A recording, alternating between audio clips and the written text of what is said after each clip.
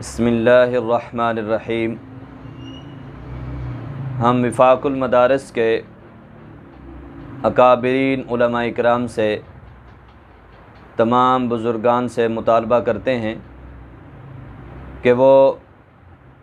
حکومت سے،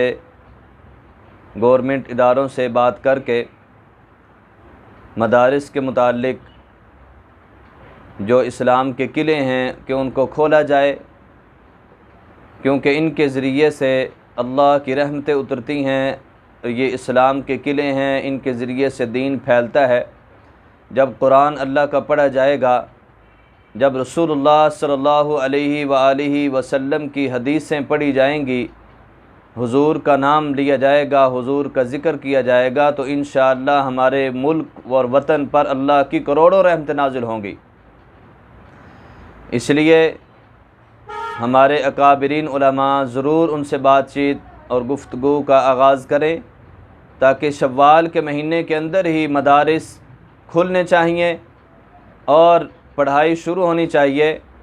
کیونکہ اسی تعلیم و تعلم کے بارے میں رسول اللہ صلی اللہ علیہ وآلہ وسلم نے بے شمار احادیث کے اندر فضائل بیان فرمائے ہیں۔